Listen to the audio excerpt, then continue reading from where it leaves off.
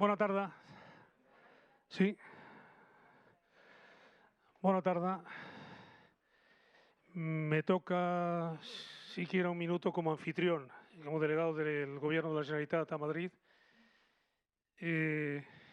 Gracias por venir y gracias a los amigos de Madrileños por el Derecho a Decidir. Esto, si se puede decir, cómplices de este anhelo democrático en la capital del Estado. Y nada más, recordar, antes de dar el paso a esto, que el miércoles día 5 comenzamos un ciclo sobre la Unión Europea después del Brexit. Entonces el día 5 tenemos la primera, que es miércoles, y después 3 martes seguidos. Y bueno, si estáis un poco atentos a la web de la delegación, creo que hemos hecho un programa interesante y creo que es un tema de palpitante actualidad.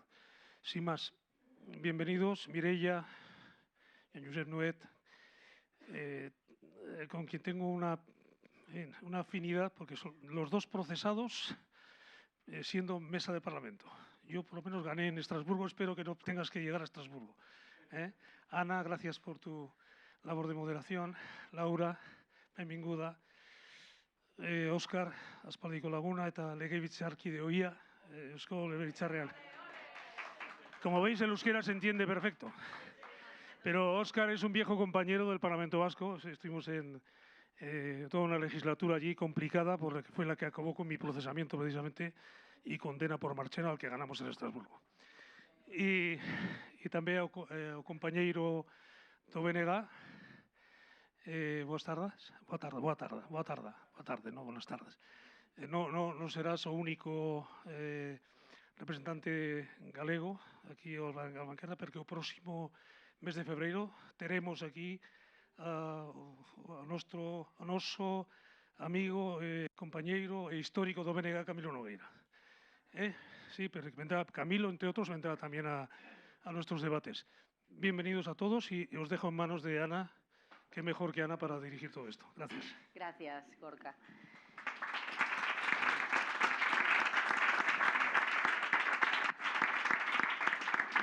Bueno, pues muy buenas tardes a todos, a todas. Muchísimas gracias por estar aquí. Además, yo creo que es verdad que la actualidad manda, y en este sentido creo que el debate que vamos a hacer hoy no podía estar mejor traído, ¿no? En este momento, en esta semana, en estos meses y en este futuro incierto.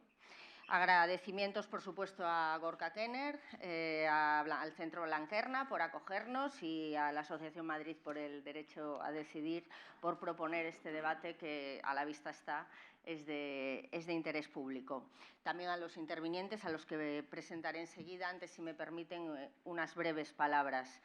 El 25 de octubre de 2019, varios partidos nacionalistas de origen catalán, Junts pel Cat, PDeCAT, Esquerra Republicana, CUP, Demócrates y Crida, vasco, EH Bildu, gallego, BNG, valenciano, Esquerra Valenciana y Balear, MES Mallorca y MES Menorca, decidieron unir sus reivindicaciones al Estado en un documento breve, pero cargado de contenido, que se ha llamado la Declaración de Llotja de Mar y que se firmó en Barcelona. Hoy este texto está más de actualidad que nunca, en un contexto sociopolítico inédito y hasta histórico. Repasemos brevemente. Un gobierno de coalición en España con dos fuerzas que se dicen progresistas. La segunda fuerza de esta coalición, Unidas Podemos, es partidaria del derecho a decidir de los pueblos de España. Mientras que el Partido Socialista de hoy, liderado por una quinta versión de su líder, Pedro Sánchez, hoy presidente del Gobierno, se muestra a favor de la plurinacionalidad de España. Este Gobierno ha contado con el apoyo de Esquerra Republicana para poder echar a andar con el compromiso de celebrar una mesa de negociación bilateral Estado-Generalitat, donde se hable de todo. El presidente Torra y el presidente Sánchez se reunirán el 6 de febrero en Barcelona. Por otro lado, y pese a la aparente intención del Gobierno español de emprender un diálogo de negociación, seguimos soportando los efectos del procés catalán, de la incidencia del Estado sobre el procés catalán. No confundamos, yo la primera.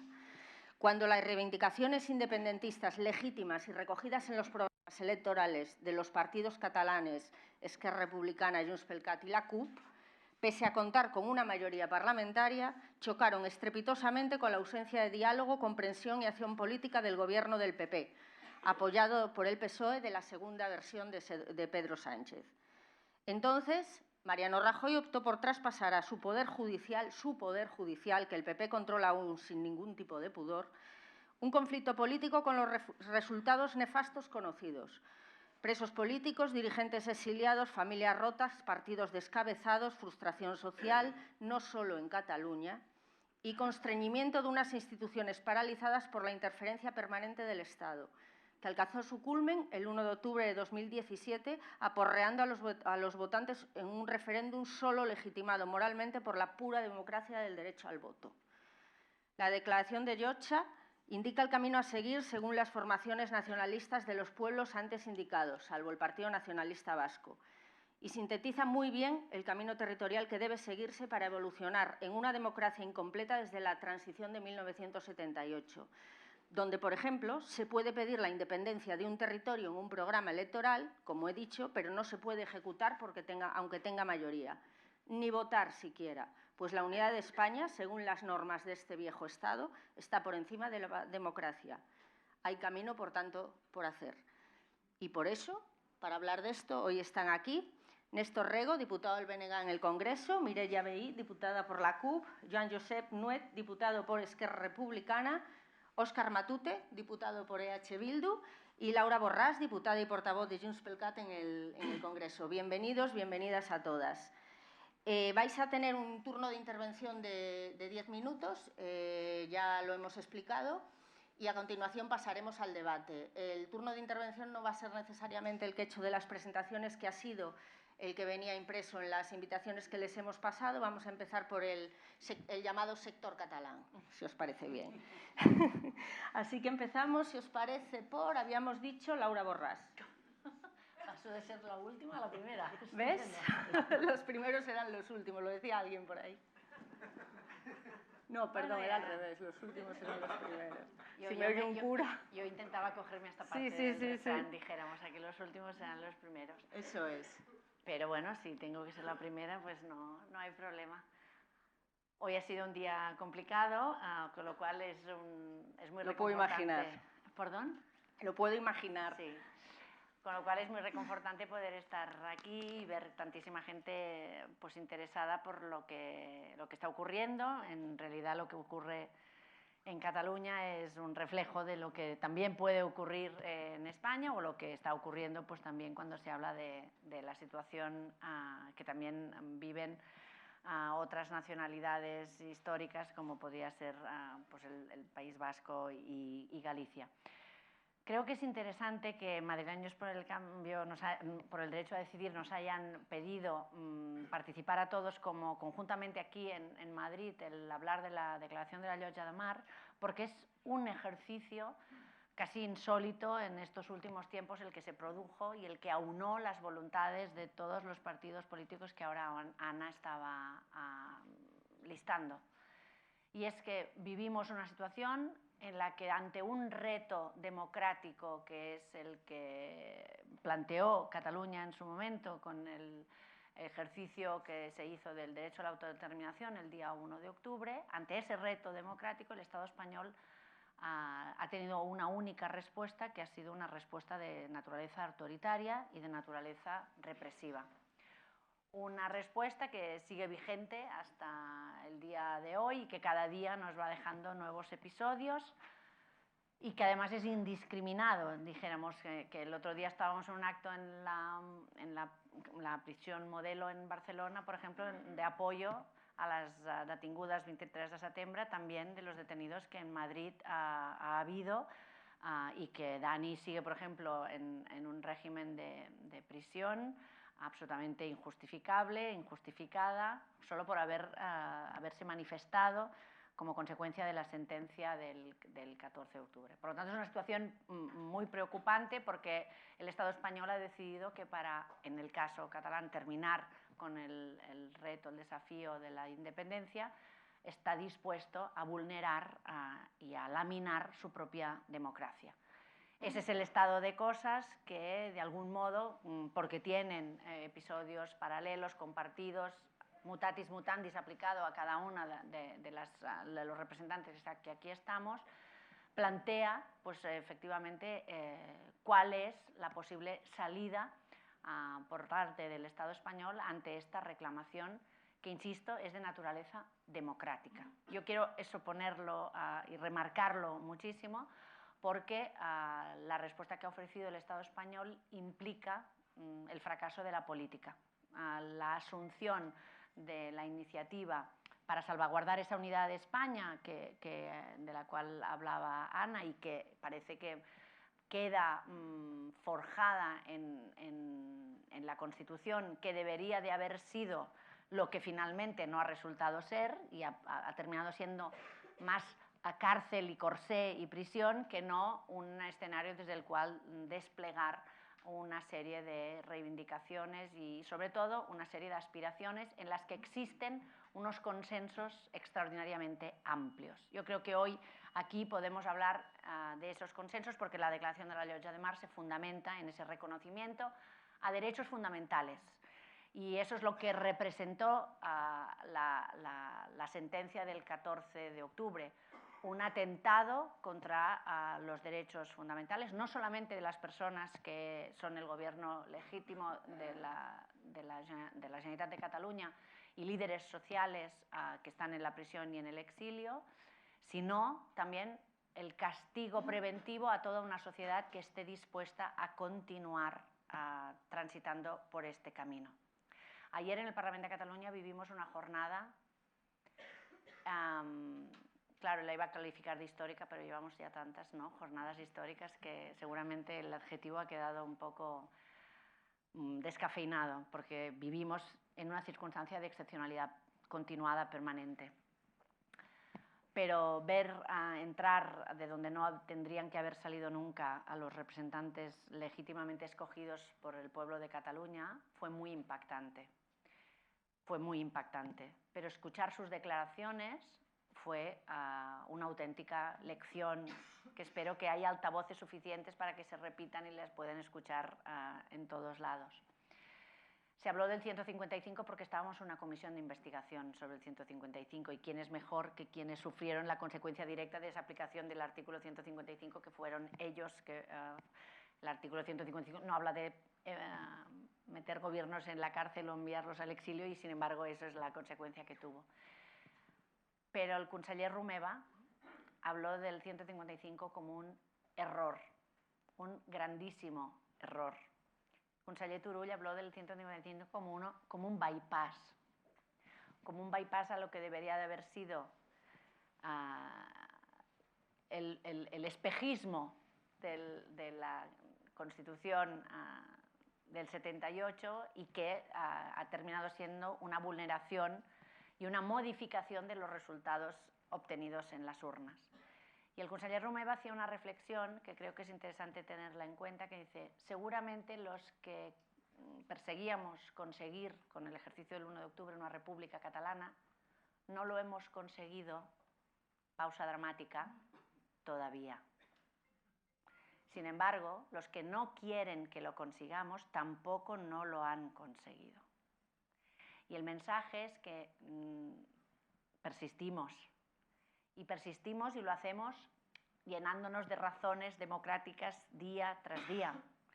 Y lo hacemos basándonos en precisamente lo que os da nombre a vosotros como organización, el poder tener el derecho a decidir cuál es nuestro futuro. Basándonos en los derechos que el Estado español desoye todas las atenciones que los toques de atención que le han hecho desde Amnistía Internacional al Grupo de Detenciones Arbitrarias de la ONU o al Tribunal de Justicia de la Unión Europea.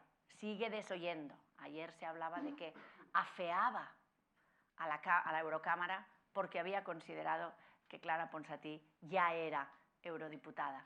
Bueno, siguen afeando la realidad porque lo que no quieren ver es cuál es esa realidad en la que el voto de los ciudadanos otorga la representación política. Y en ese sentido estamos comprometidos a continuar perseverando en el camino de una reivindicación justa, igualitaria e inclusiva para todos, El 155 fue una consecuencia negativa para todos, los independentistas y los no independentistas, y además la comisión de investigación lo dejó meridianamente claro.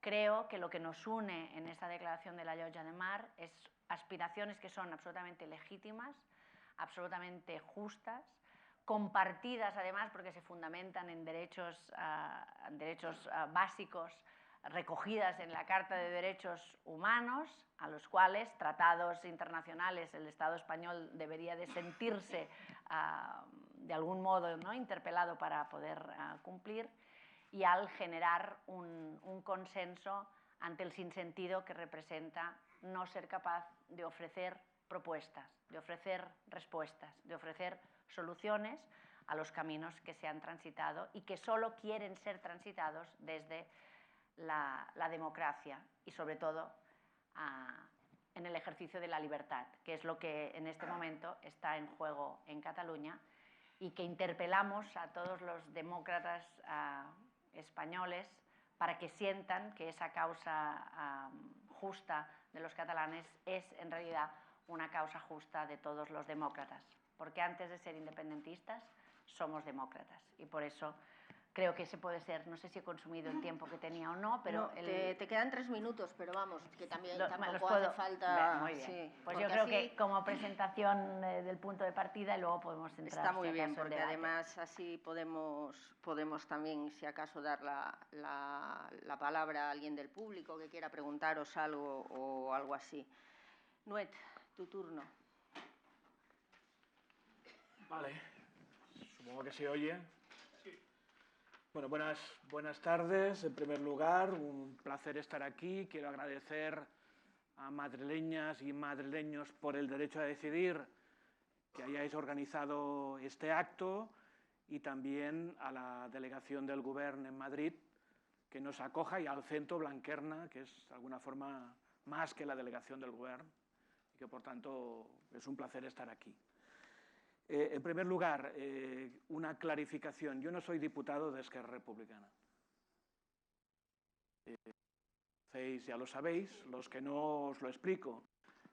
Esquerra Republicana hizo una coalición en las elecciones generales con un partido, que es mi partido, que es Soberanistas, que es un partido que está en el mundo de los comunes, podríamos decir, en el mundo de Izquierda Unida, y de esta coalición, tanto en el Senado como en el Congreso, hay diputados de Esquerra Republicana y diputados de Soberanistas. Compartimos programa, compartimos grupo, pero si me dicen si eres militante de Esquerra Republicana, la respuesta es no. Y los de Esquerra Republicana son mis compañeras y mis compañeros, y por tanto hoy los voy a representar lo mejor que pueda, pero quiero clarificarlo para que ya veáis que el universo catalán es complejo. Y que por tanto, si vamos profundizando, veréis que hay tantas capas que, pues, hasta para los catalanes, evidentemente, es difícil leer este universo complejo. Bien, yo sí quiero hablar un poco de la declaración de la Llotja de Mar como provocación, ¿no? Porque, en definitiva, ¿qué es la declaración de Llotja de Mar? Ya sabíamos que venía la sentencia del Supremo. Y ya sabíamos, porque estaba ya escrita, ya de cuando prácticamente empezó el juicio en el Tribunal Supremo, por dónde iba a ir. Y por tanto, lo que se hizo con esta declaración es adelantarnos un poquito para poner en marcha una voz de alarma ante lo que iba a representar la sentencia. Una voz de alarma que asocia a algunos partidos, los que estamos aquí, pero que es una voz de alarma que quiere llegar mucho más lejos de los que estamos aquí, y que apela, yo diría, que a todos los demócratas, independientemente de dónde vivan en el Estado español, e independientemente de a qué partido voten, y como diría Rufián, independientemente de qué bandera tienen colgada en el balcón. Por tanto, es una apelación democrática, y es una reflexión democrática como punto de reflexión y como punto de inicio. Y me gusta de esta declaración 3 cosas, que las voy a señalar y con eso hago mi intervención. La primera es una lectura de qué fue la transición, que la podemos o no compartir, pero que sería muy bueno que en el conjunto del Estado fuese un debate público, después de 40 y pico de años de la Constitución, en un momento en que nos la quieren sacralizar como texto intocable o solo tocable en algunas cuestiones que realmente pues, no son las que más preocupan al conjunto de la ciudadanía. Evidentemente digo esto no como crítica a la gente que hizo la transición, especialmente las izquierdas que hicieron la transición. No voy por ahí, no sé qué haríamos nosotros en sus circunstancias. Pero sí para aquella gente joven, por ejemplo, que después de más de 40 años no la votó y que hoy lanza su perspectiva de vida con ese texto que le legaron sus padres y sus abuelos y que se da cuenta que sus ambiciones personales, su proyecto de vida, no caben en ese texto constitucional o que el texto constitucional está plagado de trampas una vez las mayorías políticas lo han interpretado a veces de forma traicionera respecto a los padres de la Constitución. Pero además, para los pueblos de España y los que nos sentimos naciones, evidentemente tampoco esa Constitución es un texto satisfactorio, porque las naciones y el derecho de autodeterminación en el año 78 no se pudieron consagrar constitucionalmente porque la correlación de fuerzas del momento lo impidió. Y podríamos hablar de los derechos de los trabajadores, que seguirían por el mismo camino. Pero claro, después de 40 años, los que impusieron una correlación de fuerzas nos la quieren seguir imponiendo hoy día. Pero las cosas han cambiado. Y evidentemente para los catalanes, la mayoría de los catalanes y de las catalanas, después de la sentencia del Estatuto del Tribunal Constitucional del año 2010, el estado de las autonomías no es una perspectiva de futuro. Y por tanto, la Constitución se ha convertido en una cárcel. Repito, se hizo con las mejores intenciones y ha dado grandes cosas, pero hoy para nosotros es un proyecto agotado. Por tanto, esa es la lectura que tenemos de la transición. Y no nos harán callar diciendo que todo fue perfecto, porque no es verdad. Por tanto, abramos ese debate y hagamos aquellos cambios, o háganse aquellos cambios y aquellas adaptaciones que los tiempos modernos requieren y que los pueblos de España, la clase trabajadora de este país y los sectores populares reclaman, que son diversos, son bastantes, y por tanto es un debate que queremos poner. En segundo lugar, derecho de autodeterminación, sí.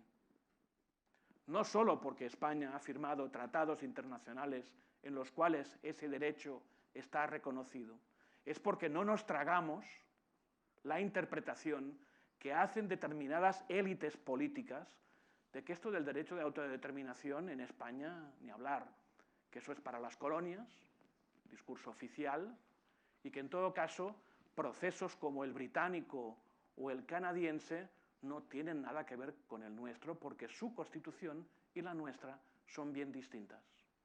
No, derecho de autodeterminación es un derecho moderno. Hay muchos derechos que no están en la Constitución del 78, porque hace 41 años no se pudieron poner. Y en cambio hay textos constitucionales modernos donde se está pujando para nuevos derechos de ciudadanía y nuevos derechos de convivencia. Por tanto, hagamos un debate democrático sobre este derecho y sobre otras cosas. Pero por tanto, como nos sentimos nación, tenemos derecho a autodeterminarnos. Y ese derecho de autodeterminación creemos que todos aquellos pueblos que quieran concretarlo y que quieran desarrollarlo deben poder hacerlo. La derecha, de eso ni hablar, evidentemente, pero también la izquierda durante mucho tiempo tuvo el derecho de autodeterminación en sus almanaques, en sus libros de recetas, pero ahora el debate no es teórico, el debate es práctico. En Cataluña hay una mayoría social y una mayoría política que lo quiere ejercer. Y entonces todas las alarmas se han disparado. Evidentemente ligado al derecho de autodeterminación, derechos y libertades o derechos humanos. Y por tanto aquí estamos hablando de muchas más cosas. Pero lo esencial de este punto es que una democracia madura, ¿cómo resuelve sus conflictos? Primero, la palabra conflicto en una democracia no es una palabra tabú. En cualquier sociedad hay conflicto, empezando por el conflicto de clase, entre los que tienen y los que no tienen. Y podemos seguir con otros conflictos. En una democracia madura el conflicto hay que abordarlo con más democracia, no con sesgos autoritarios para limitar al disidente y al que no está de acuerdo. Por tanto, evidentemente, ese es un debate de qué calidad democrática tiene el Estado español. Antes Laura ya se refería a ello y, por tanto, en eso estamos en la defensa de que nuestros presos políticos no son culpables y que la interpretación penal que se ha dado a la sedición y a la rebelión ha sido derecho de autor preparado precisamente para condenar y para perseguir a los disidentes. Y primero fueron los catalanes y yo no dije nada. Y después de los catalanes vendrán las feministas, los sindicalistas, los republicanos. El aparato está preparado para lo que venga. Y si pasan con nosotros y se salen con la suya, serán inmisericordios con todo aquello que suponga un peligro para su estatus, que es el régimen del 78, que es el conjunto de partidos, ideas, instituciones que forman parte del entramado que dejó atado y bien atado el cambio de la dictadura a la democracia. Y acabo. Tercer aspecto, clave para nosotros. Sin mirada social no hay futuro. Todo esto no lo hacemos porque queremos la bandera más grande. Ni la señera, ni la estelada. Lo hacemos para que especialmente las clases populares y la gente trabajadora viva mejor. Porque son la mayoría, somos la mayoría. Y por tanto, también esa declaración tiene un punto, para mí clave, para nosotros clave, que es que sin cambio social no hay tampoco soberanía. Pensar que tendremos soberanía nacional, pero que la gente vivirá peor, es un oxímoron. Es imposible. Solo queremos este proceso de empoderamiento popular para poder vivir mejor, para poder repartir mejor la riqueza, para poder llegar a todos los puntos del país, también al de aquellos barrios donde hay un 20, un 25, un 30 o un 35% de pobreza o el paro juvenil está por encima del 40%. Aquella gente que está en listas de espera que ya no puede soportar. Aquella familia que tiene que decidir si come pescado o paga la matrícula del hijo o de la hija, porque la matrícula en Cataluña es de las más caras de todo el Estado español. Y por tanto, esa mirada social es imprescindible. No la podemos separar y no la podemos disgregar del modelo de país y del modelo de libertad al cual aspiramos. Por eso nuestro proyecto es social y es nacional, porque nacional y social son partes de la misma moneda, son casi la misma palabra. Y eso está en la declaración. Creo que pues, muchos demócratas pueden pensar que realmente el Estado español debe mejorar su calidad democrática y muchos trabajadores y trabajadoras de España, de sus distintos pueblos, pueden pensar que el movimiento soberanista es un aliado, porque si tiramos hacia el soberanismo y hacia el derecho de los pueblos y tiramos hacia el derecho de los trabajadores y de las trabajadoras y de las mujeres para no sufrir el Estado patriarcal, es posible que podamos romper el régimen. Pero debemos colaborar y nos debemos complementar. Por tanto, en vez de mirarnos de reojo, unámonos, trabajemos juntos, seremos más libres y seguro que venceremos. Nada más.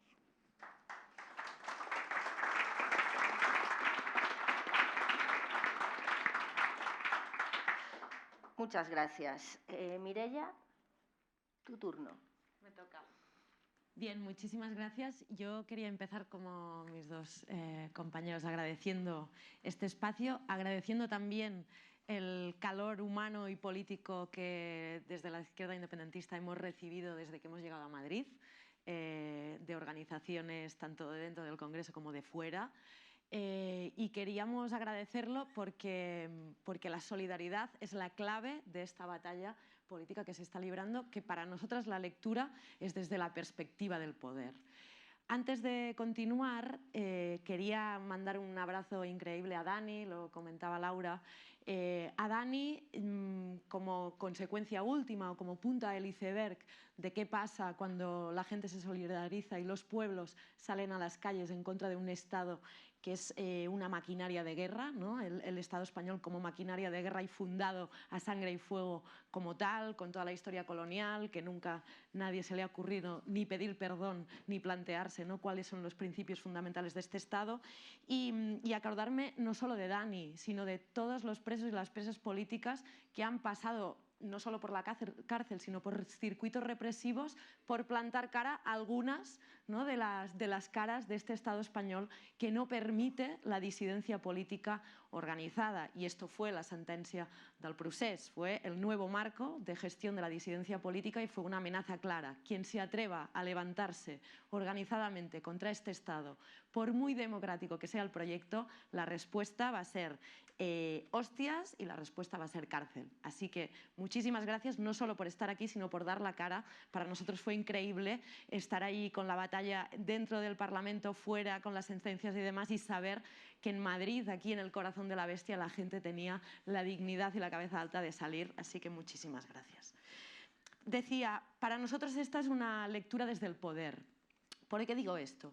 Los elementos fundamentales de la declaración son el derecho a la autodeterminación y la represión y los derechos.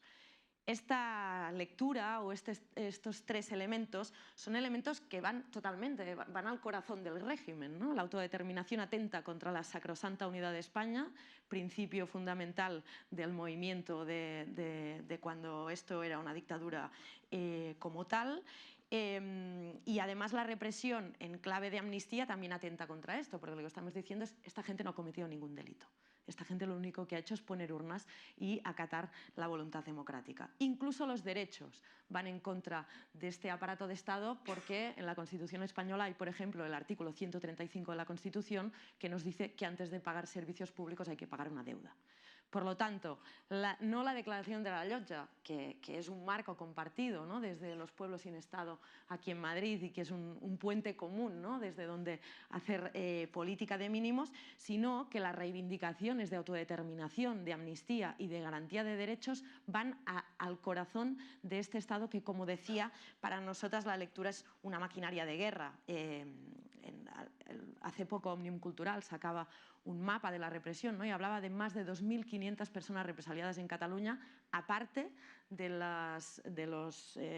gobierno encarcelado, aparte de la gente del exilio. 2.500 personas más. O sea, imaginaros la represión que le llaman de baja intensidad y que nunca es de baja intensidad porque al final te afecta a tu vida, ¿no?, cómo opera para decirle a la gente joven, a la gente mayor, a la gente de todo tipo, porque la represión afecta ya a todo tipo de gente, que no se atrevan en ningún caso a levantarse contra el Estado. Por lo tanto, en este análisis de la batalla por el poder, y esta batalla por el poder no es nada más que el poder de la gente contra el poder de un Estado que es demofóbico, ¿no?, y se ha demostrado en numerosas ocasiones. En esta batalla contra el poder, en esta batalla por el poder constituyente o constituido, o la gente o el Estado, es evidente que tenemos estrategias distintas y todos los sentados aquí en esta mesa tenemos estrategias políticas distintas de cómo hacer esta batalla democrática.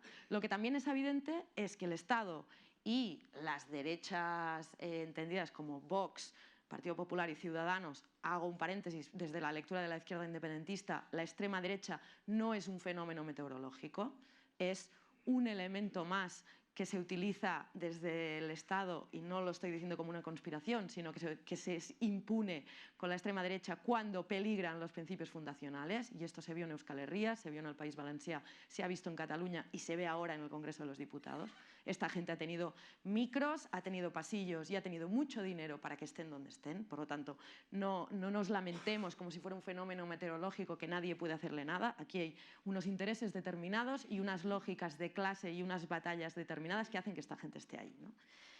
También es cierto, cierro paréntesis, que desde la perspectiva de las derechas, Ciudadanos, Partido Popular y Vox, La lógica es la doctrina del shock, es decir, eso que no se puede ganar por la vía democrática se gana por la vía represiva y se gana que las altas magistraturas del Estado, el señor Aznar ya se encargó de colonizar las altas magistraturas del Estado a golpe de tribunales y sentencias, se gana también a golpe de ¿cómo se llama? Esto que hacen en el Parlamento y que ahora han llevado al Congreso, los requerimientos a la mesa y vuelve y reconsidera y vuelve a reconsiderar, ¿no? La dinámica esta de doctrina del shock, ¿no? Por lo tanto, nosotros tenemos estrategias distintas, no solo los que estamos sentados en esta mesa, sino también en Cataluña, y es evidente. Son estrategias distintas de cómo abordar esta batalla como el poder, de cómo dar el poder a la gente. Esto tiene que ver también con la lectura que se hace del Estado, con la lectura que se hace de la gobernabilidad, con la lectura que se hace del recorrido que puede tener la mesa de diálogo, del recorrido que puede tener este gobierno de progreso, ¿no? Que empezabas la mesa planteando así, los límites, las potencialidades. Desde nuestra perspectiva, el régimen es evidentemente irreformable. Aún así, nosotros también pensamos que en esta batalla contra el poder y contra un Estado demofóbico, todas las vías deben de darse, ¿no? Todas las vías deben de darse desde la perspectiva que aquí lo que hay que asegurar es los derechos democráticos, no de los catalanes y de las catalanas, y lo decía él, sino de todas las personas que viven y habitan en este Estado español, que es una cárcel de pueblos y de pobres. Y este ha sido el principio fundacional sistemático de este Estado. En este sentido, yo creo que el reto está no solo en encontrar una declaración de la Llotja, sino encontrar marcos compartidos que nos permitan dibujar alternativas políticas. Vuelvo a abrir paréntesis, también se ha hablado mucho de cómo se frena la extrema derecha. La extrema derecha se frena poniendo alternativas políticas encima de la mesa. La extrema derecha se frena explicando a la gente que hay proyectos de país alternativos y que la culpa o la responsabilidad de la miseria, de la precariedad y de la deuda y de la angustia de no llegar a fin de mes no es porque venga gente de otro lado del mundo, no es porque el de al lado te quita el trabajo y no es porque tu vecino tralarí o tralará. Es porque hay unos poderes fácticos con unas dinámicas de clase muy claras y porque además, y aquí no solo es el Estado español, podemos señalar también la Unión Europea y la dinámica de desposesión de la Unión Europea, que es un gobierno de mercaderes y de banqueros que se piensan que estamos a su merced, no nosotros, sino incluso la gente que intenta cruzar fronteras, ¿no? Por lo tanto, el reto aquí es poner proyectos de país encima de la mesa que ganen en convicción y en colectividad a la represión del Estado, porque esto lo vamos a ganar desbordando el Estado, porque está claro que es muy difícil que haya un referéndum encima de la mesa de forma democrática. Esto se va a ganar desbordando desde todos los puntos del Estado español y diciéndole al poder establecido, no solo el gobierno, porque el gobierno tambalea muchas veces ante el IBEX, ante las altas magistraturas, ¿no? Ante todas las instancias de poder, diciéndole que el poder es de la gente y que nuestra hambre mandamos nosotros. Que igual somos el sur de Europa, seremos pobres, la batalla es dura, pero que la convicción democrática de las gentes que viven en el Estado español es profunda y que no va a parar. Y esta es, desde nuestra perspectiva, la batalla, ¿no? A más autoritarismo, más y más democracia. A más represión, más y más movilización. Y desde esta perspectiva, para nosotros el reto pasa por el referéndum y el acuerdo por la autodeterminación en Cataluña y en el resto de pueblos del Estado, el referéndum como demanda legítima, no porque sea un capricho de los independentistas catalanes, sino porque es un principio fundamental que ya reconocían las Naciones Unidas en 1950, ¿no? La autodeterminación es un derecho colectivo, lo decía él, no va de bandera. Si nos autodeterminamos para decidir en qué país vivimos, podemos decidir también si la deuda es legítima o no y podemos decidir también cómo articular nuestros territorios y que no sean sitios que parezcan casinos, ¿no? O cómo articular nuestras ciudades. La amnistía, elemento fundamental. En el Estado español hay una ley de amnistía que lo que hizo fue amnistiar a los torturadores. O sea, en el Estado español no solo no ha habido reparación ni reconocimiento, sino que se amnistió a los torturadores. Hay que hablar. Tenemos el país lleno de gente en las cunetas. Hay que poder alzar la voz y decir que este Estado está fundado en principios que vulneran no los derechos humanos, la memoria y la dignidad de la mitad de la población que vive en el Estado español, porque tenemos el Estado lleno de gente muerta y asesinada en las cunetas que nunca nadie reconoció y a quien nunca nadie pidió perdón. Por lo tanto, la amnistía como principio fundamental en clave de memoria histórica, pero también en clave ahora con la situación que está habiendo con las presas y los presos y las presas catalanas. La institucionalidad y el poder, la institucionalidad popular y alternativa en materia de ganar derechos. Los sindicatos de vivienda y los movimientos feministas están enseñando el camino. Si me quieren echar de casa y no hay protección alguna, si la Sareb es ¿cómo es diu? Cau. Una casa, da igual, una casa de banqueros sin fondo y deuda sin fondo, el Movimiento por la Vivienda defiende a su gente poniéndose en la puerta. Si a las mujeres nos asesinan por ser mujeres y por decidir por nuestro cuerpo, el movimiento feminista se autodefiende. Y vamos a tener que empezar a ganar derechos masivamente de esta forma, porque está claro que en el marco de la Constitución española, lo decía antes él, no hay forma. Estoy a punto de acabar, sé que... Sí.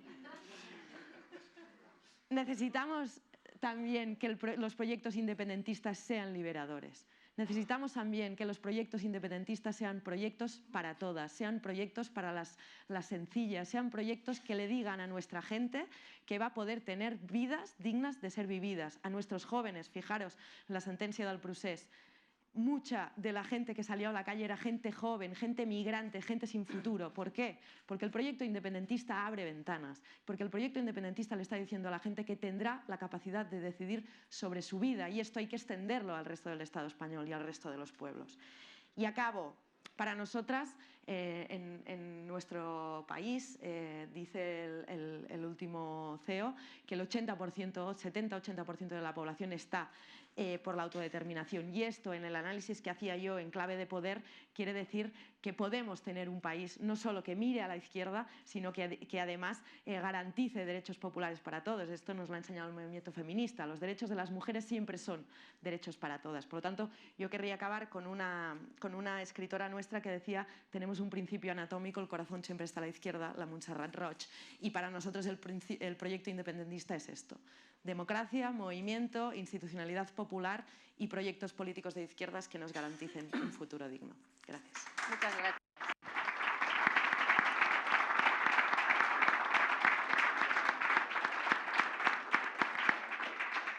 Muchas gracias, Mireia. Matute, es tu turno.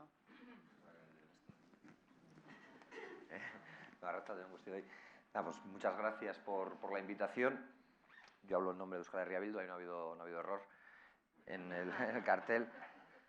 La verdad que yo, como ya se han dicho muchas cosas sobre las que intentaré no repetirme, yo lo que voy a trasladar son las reflexiones que a Euskal Herria Bildu le vienen alimentando, y las reflexiones que Euskal Herria Bildu viene traduciendo en políticas concretas. Y yo creo que la de la Loggia de Barcelona, espero no lo he dicho muy mal, es una de esas políticas concretas. Es decir, para nosotros el valor de esa declaración no es en sí mismo los 5 puntos que tiene, que están bien, que creemos que son puntos, como os ha dicho antes, que tendríamos que ser capaces de llevar a más gente para que esté en disposición de poder firmarlos, o sea, incluso a organizaciones que no sean soberanistas. Para nosotros el valor que tiene la declaración, en todo caso, es la apuesta por la unidad. La apuesta por la unidad de las fuerzas soberanistas en un contexto en el que el Estado probablemente nos quiera divididos y nos quiera desarticulados y nos quiera centrados en nuestras propias luchas. Nosotros tenemos nuestra propia experiencia, no es la misma que la catalana, hemos acompañado el proceso en Cataluña de la mejor manera que hemos sabido, pero de nuestra propia historia hemos entendido que no hay un día D, que aquí de lo que se trata es de un proceso de acumulación de fuerzas y que tampoco hay un lugar específico que no podamos interconectar con otros para, como decía Mireia, desbordar al Estado. Y ahí es donde nosotros damos valor a la Loggia de Barcelona, porque creemos que además en este contexto político histórico que nos toca vivir, el soberanismo y el independentismo tiene la capacidad, y esto ya sé que a alguna gente de derechas le molesta, pero tiene la capacidad de poner y quitar presidentes del Gobierno de España. Bien, pues si tenemos esa capacidad, significa que podemos influir en lo que quiera hacer el Estado español. Y si lo que quiere hacer el Estado español es involutivo, es regresivo en términos de derechos sociales, de derechos laborales, de derechos económicos, culturales o nacionales, nuestra preocupación tiene que ser pararlo. Pero por contra, también tenemos la capacidad de imponer una agenda democratizadora. Y ahí es donde nosotros hacemos toda la apuesta. Y para nosotros la declaración de la Lotja de Barcelona no es más que el primer paso de lo que tiene que ser una unión de fuerzas soberanistas para constituir una cuña que permita abrir diferentes frentes al Estado español para poder articular un proceso democrático que lo desborde a través de esa agenda democratizadora que señalaba y que, bueno, pues que yo creo que quienes me han precedido han desgranado en mayor o menor medida. Porque, en definitiva, y también se ha dicho, lo que estamos planteando es algo que no es muy extraño tampoco en Madrid, porque no es sino romper los candados del régimen del 78. Y uno de los candados del régimen del 78 tiene que ver con la unidad indisoluble de la nación española, tiene que ver con el artículo 2 y tiene que ver con el artículo 8 de la Constitución española, la unidad indisoluble y el papel del ejército como garante de dicha unidad. Y eso se hizo con ruido de sables, se hizo con el ruido que decían existía de los poderes fácticos de la dictadura para evitar que pueblos tuvieran su recorrido nacional. Y nosotros somos bastante claros, es decir, no nos planteamos, ni ahora ni cuando nacimos como Euskal Herria Bildu, porque tuvimos el honor y la tradición de nacer y ser ilegales, porque es lo primero que hizo el Estado con nosotros, ilegalizarnos, pero luego conseguimos colarnos en las elecciones y ya de ahí para adelante hemos estado. Pero como digo, para nosotros lo fundamental ahí tiene que ver con que seamos capaces, no sé qué suena por ahí, os interfiere, el móvil mío no es. Bueno, como decía, yo creo que... Nada. Yo puedo seguir, si no os molesta mucho el ruido, a mí no... Están grabando a veces... Sí, yo tampoco se trata de esto, pero vamos, de grabaciones también se controla algo por allí, sí. Pero, como decía, el Estado español no lo dibujamos como el enemigo principal, pero sí entendemos que si no se desborda, si no se rompen los candados del régimen del 78, seguiremos adoleciendo de una sociedad plenamente democrática. Nosotros, como ciudadanía vasca, pero también quienes vivan dentro del Estado español. Y yo ya sé que han sido días, pero habéis sido muy sutiles todos, han sido días complicados en Cataluña, como decís. Nosotros siempre, creo que os hemos dicho a todas y a todos, y lo decimos siempre, que creemos que tenéis que poner en valor lo que hicisteis en Cataluña. Yo creo que el 1 de octubre fue el momento y el tiempo en el que el Estado español se ha sentido más débil, más indefenso, porque no tenía herramientas democráticas, porque el Estado español no tiene respuestas democráticas para problemas como el problema nacional o el conflicto político derivado de la existencia de naciones sin Estado. Y vosotros le llevasteis hasta el extremo. Nosotros en nuestra trayectoria no hemos conseguido llegar tan lejos y así lo hemos dicho y lo hemos reconocido. Por tanto, yo creo que ahí hay que entender el valor de la unidad y hay que entender cuáles son las cuestiones que podemos poner. Porque, como digo, el Estado español no tiene ninguna respuesta democrática. Prueba las ilegalizaciones, algo conocemos, prueba la represión, prueba la ocupación de territorios, también algo conocemos con la sobredimensión de la Guardia Civil y hace que nuestro país, que Euskal Herria, pues sea el territorio más densamente poblado por policías de toda Europa, todavía hoy, y lo hace también con la generación de un relato, de un marco que necesita que pervivan elementos que han decidido desaparecer. Por ejemplo, una pelea de bar, si es en Altsasu, pasa a ser terrorismo, aunque no exista ya la fuente inspiradora de ese terrorismo porque ha decidido desaparecer. Pero, sin embargo, el Estado necesita siempre ese tipo de cuestiones. Porque tiene un problema el Estado español, y es que probablemente el Estado español o España no se entienda a sí misma sin Cataluña, sin Galicia o sin Euskal Herria. Sería como entenderse uno a sí mismo sin partes importantes de tu anatomía o sin órganos vitales de tu anatomía. Pero el problema que tienen es que Cataluña, Euskal Herria o Galicia sí se pueden entender a sí mismas sin el Estado español. Yo sí soy capaz de pensar en qué país podríamos tener, con qué dimensión, con qué potencialidades y con qué debilidades podríamos construirlo y con qué correlación de fuerzas también dentro de nuestro propio Estado. Porque además es una evidencia, no sé si empírica o no, que somos realidades diferentes. Votamos diferentes, votamos tan diferente que nos permitimos el lujo de no tener representantes ni de Ciudadanos ni de Vox en el Parlamento Vasco y ni en el Navarro de manera directa. Y lo hacemos porque probablemente tenemos también una lectura de tiempos políticos diferentes. Y esa lectura de tiempos políticos diferentes también hace que, por ejemplo, mañana nosotros tengamos convocado una huelga general en Euskal Herria. Una huelga general que plantea pensiones dignas, trabajo digno, vida digna, que plantea todo eso de lo que hablaba Mireia y de lo que se hablaba también por Nuet, cuando se hablaba de poder decidir para decidirlo todo. Esa huelga general, porque nosotros somos así, pues lo oímos al vicepresidente decir que había que estar en la calle y que había que moverse y dijimos, pues huelga general por la vida digna. Lo curioso ha sido que el partido del vicepresidente ha decidido no apoyar la huelga general, pero ya esas cuestiones las tienen que resolver otros y no soy yo quien las tenga que resolver. Pero como digo, en todo este debate, en esas diferencias que existen y que no se pueden negar, que no nos hacen mejores que nadie, pero que nos hacen tener ritmos y probablemente potencialidades y pulsiones diferentes, lo que subyace es una lucha, que es la lucha constante entre la legalidad y la legitimidad. Y se expresó en Cataluña y se ha expresado en Euskal Herria en otras ocasiones. ¿De qué sirve una legalidad que no tiene fuente de legitimidad? ¿De qué sirve una legalidad que va contra las legitimidades, que va contra el pueblo que tiene que legitimar esas leyes? Porque es evidente que en Euskal Herria y seguramente en Cataluña y en otros lugares la legitimidad plantea reformas legales para que su legitimidad pueda ser recogida y pueda ser defendida.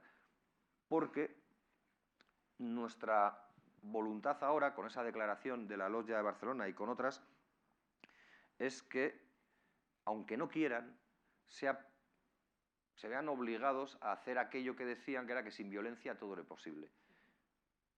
Repitieron una y mil veces que sin violencia todo era posible. No va a haber violencia, vamos a ir... Bueno, no va a haber determinados tipos de violencia, habrá otras, el monopolio del Estado, pero si eso no existe, y nosotros vamos a ir a un proceso de confrontación democrática, nuestra capacidad, nuestra fortaleza, tiene que ver con la articulación de fuerzas. Y como digo, y es algo que también hemos repetido siempre a todos nuestros interlocutores, nosotros ya hemos pasado la fase del día D. O sea, nosotros, y eso es una autocrítica que seguramente nos tenemos que hacer, hemos alimentado durante mucho tiempo un relato que planteaba un día como el día en el que se libraría esa madre de todas las batallas en las que conseguiríamos o intentaríamos nuestro objetivo final. Y nos dimos cuenta que nos hemos equivocado, que no hay un día D, que hay un proceso de acumulación de fuerzas. Y cuando hablamos de la pugna entre legalidad y legitimidad, lo que estamos diciendo es que a este gobierno que hay ahora, con esa fuerza que tiene el soberanismo en este momento, que nos hace tener la capacidad de que ese gobierno avance o se caiga, lo que hay que plantearle es que se sitúe ante el espejo y que nos diga si está dispuesto a hacer algo diferente a lo que las derechas nos han dicho que harían y que hemos sufrido de manera muy directa en muchas ocasiones. Y si son capaces de hacer algo diferente, que lo hagan. Pero si no lo hacen, si al final la unidad indisoluble del Estado español o indivisible del Estado español está por encima de todo, nosotros habremos ganado la legitimidad para dirigirnos a Europa, para dirigirnos al mundo y decir que nuestro problema no es un problema de egoísmos, que nosotros no somos las ligas nortes de nuestro territorio, que nosotros lo que planteamos es el déficit democrático estructural que tiene el Estado español para dar respuesta a demandas mayoritarias de nuestras sociedades que se saben, se sienten y se piensan mayoritariamente, no unánimemente, pero mayoritariamente diferentes.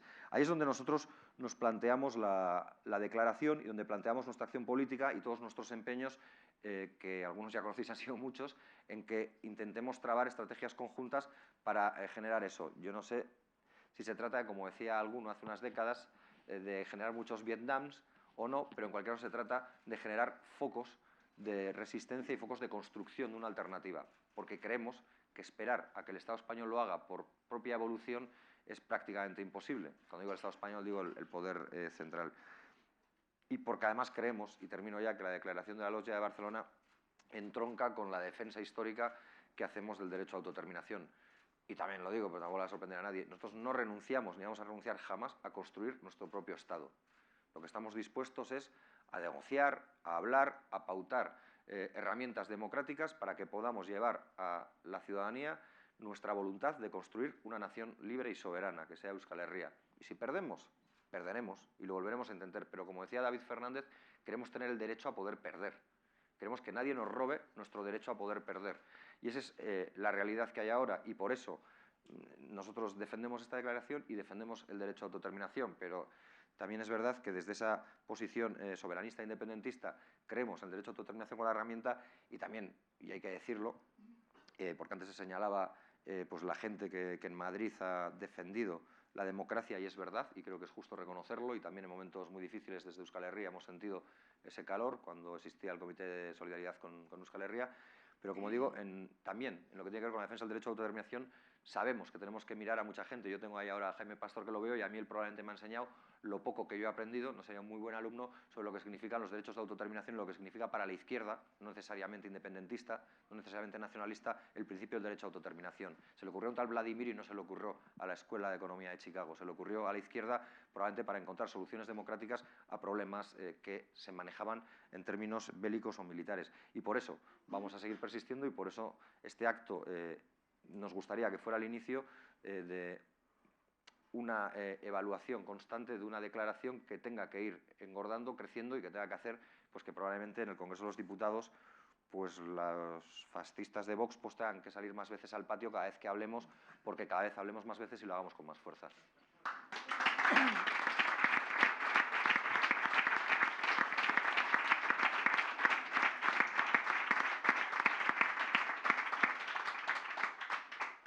Era un buen alumno.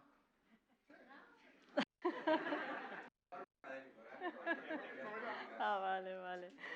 Muy bien, muy bien. No quería quedarme con la curiosidad del periodista. Néstor, por favor, es tu turno y cierras. Bien. Ben, boa noite. Antes de nada, agradecer también a Madrid por el derecho a decidir esta oportunidad y a Blanquerna por acogernos. Como hablo de último, seguramente pues algunas cosas repetiré, pero voy a procurar decir también algo diferente. Efectivamente, esta declaración del 8 de marzo que se produce en el contexto de la sentencia del proceso tiene un mayor calado y una mayor profundidad, ¿no? Desde el punto de vista democrático, porque plantea la necesidad de reconocer derechos democráticos colectivos, los derechos colectivos de los pueblos, ¿no?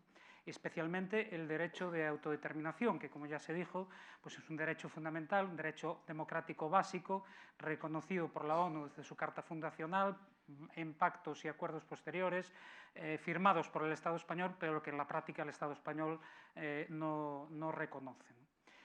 Se produce también, lógicamente, en el contexto de un conflicto agudo de Cataluña con el Estado y, por tanto, la reclamación de que cese la represión también, el respeto a los derechos fundamentales de todos los pueblos, ¿no?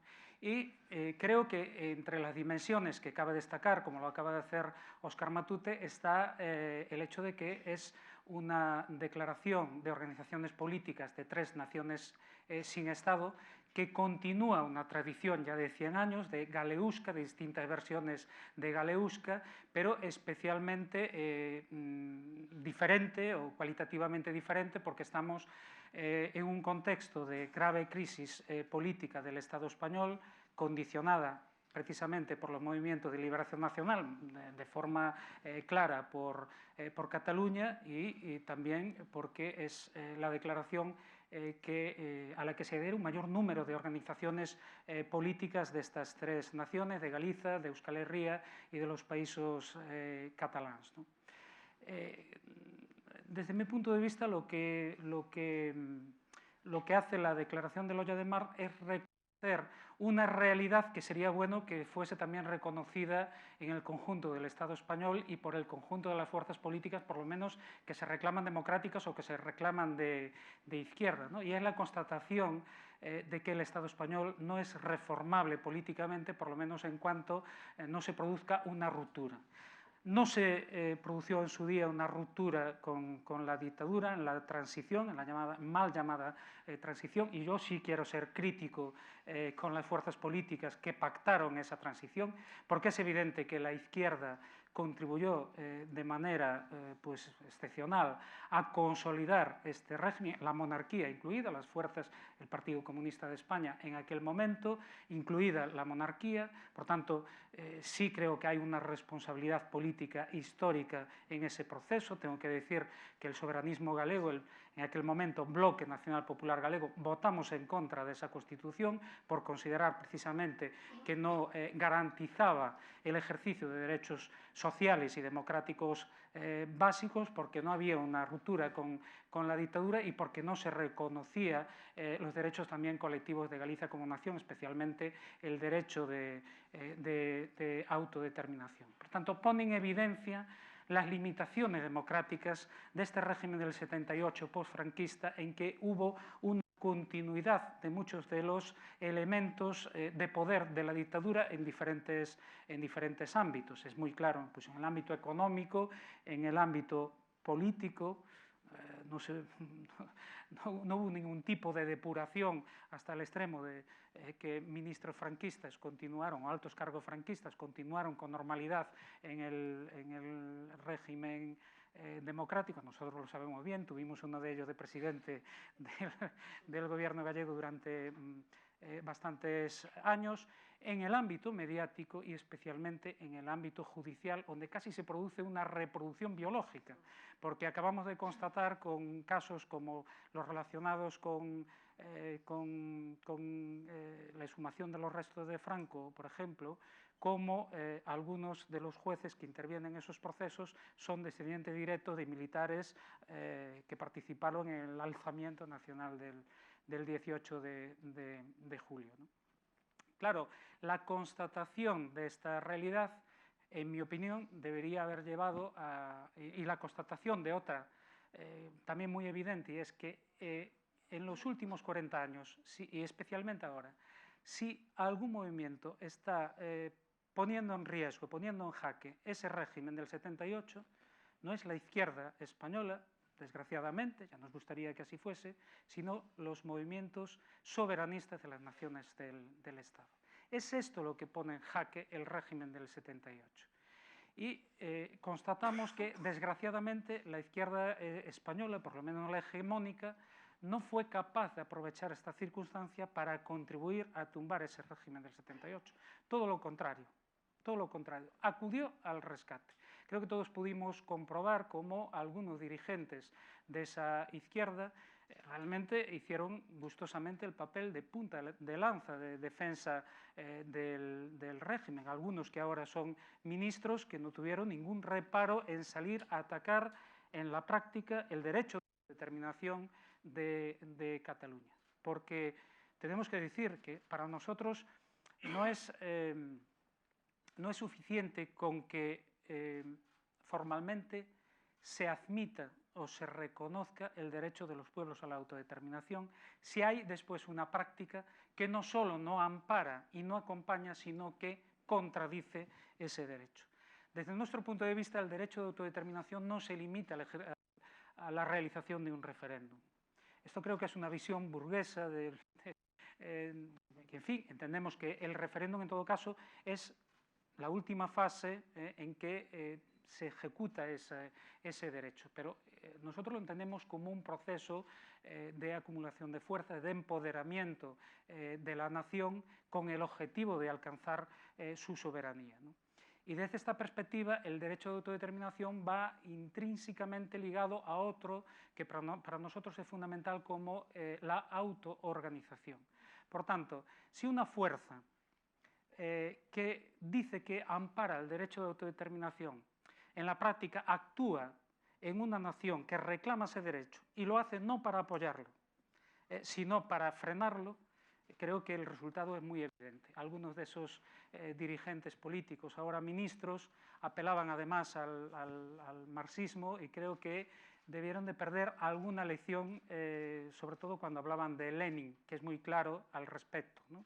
Cuando Lenin dice que el proletariado de la nación opresora tiene la obligación de defender el derecho de autodeterminación de la nación oprimida, incluso hasta la separación de la nación oprimida, porque un pueblo no puede ser libre si oprime otros pueblos, ¿no? Creo que en ese sentido es necesaria también, y yo apelo porque creo que todos coincidimos en que estamos hablando, por lo menos a priori, del ejercicio de derechos democráticos fundamentales, pues al conjunto de los demócratas del Estado español, para que entiendan que los movimientos soberanistas de las naciones no somos ninguna amenaza a las conquistas sociales de los españoles, todo lo contrario, reforzamos un marco de transformación social necesaria para garantizar avanzar en esas conquistas sociales. Y, desde luego, el nacionalismo galego, el soberanismo galego lo tiene muy claro. Claro, esas acusaciones de que se quieren separar los ricos, porque sintetizando mucho ese es el resumen, ¿no? Se quieren separar a los ricos por egoísmo. No es nuestro caso, evidentemente. Nosotros somos una nación rica, somos una nación rica. Galicia es una nación rica en recursos y en potencialidades, pero es una nación empobrecida justamente por su inserción dependiente en el Estado español, por jugar realmente una función de colonia interior dentro del Estado español. Tanto es así, y seguramente porque nuestro proceso de asimilación y de dominio por parte de Castilla inicialmente y de España después fue anterior al de Euskadi o al de Cataluña, ya desde finales del siglo XV, en Galicia no existió históricamente una burguesía que asumiese ese papel de clase nacional como, en una medida relevante, pues sí realizó en Cataluña o en el País Vasco. Pero esto también lleva a una determinada conformación del nacionalismo galego como un movimiento intrínsecamente popular y, por lo tanto, de izquierdas. No hay nacionalismo de derechas en Galicia, para entendernos, ¿no? El nacionalismo galego, históricamente, desde los años de la República y muy especialmente a partir de la reorganización de posguerra, se sitúa claramente en un marco político e ideológico de izquierda y claramente también antiimperialista, de defensa, por tanto, de los derechos sociales. Si nosotros reclamamos la autodeterminación, no es... bueno, lo voy a decir al revés, si nosotros reclamamos la autodeterminación no es exclusivamente por una cuestión de que entendamos que como nación tenemos derecho al ejercicio de la autodeterminación, sino porque tenemos la necesidad de asumir la soberanía para salir de la situación de dependencia política y económica que trae consecuencias sociales y económicas desastrosas para nuestro país. Por tanto, una vez más coincido con esta idea que se reiteró de que la autodeterminación, de que la soberanía está en función de algo elemental, que es que queremos vivir mejor, ¿no? Y termino en la misma línea en que comencé. Creo que la izquierda transformadora del Estado español debería, a nosotros no nos gusta que nadie nos dé lecciones de cómo debemos conducir la estrategia en nuestro país y por tanto tampoco quiero darla, pero si me permitís una reflexión, ¿no? Nosotros somos conscientes de que hay muchos sectores en España o en el Estado español, fuera de las naciones, que entienden perfectamente nuestra lucha, que entienden el derecho de autodeterminación, pero también es bastante evidente que esa no es por lo menos por el momento una izquierda, no es la izquierda hegemónica, ¿no? Creo que la izquierda hegemónica, la que tiene representación institucional, la que hoy se siente en el gobierno, se mueve en parámetros bastante diferentes de este, ¿no? Creo, por tanto, que toda la pedagogía que se pueda hacer sobre lo que representa la reivindicación del derecho de autodeterminación y cómo esa reivindicación está directamente relacionada con agrandar la crisis del régimen del 78 y poder provocar una ruptura con ese régimen del 78, que realmente establezca un marco político y social diferente también en España, pues es básico para poder avanzar. Creo que sería muy fácil producir sinergias que provocasen pues ese colapso de un régimen que al fin y al cabo creo que democrático tiene poco. Sabemos que está al servicio de la clase dominante del Estado español, que es la misma clase que nos oprime como pueblo, pero que oprime a todos los ciudadanos del Estado español.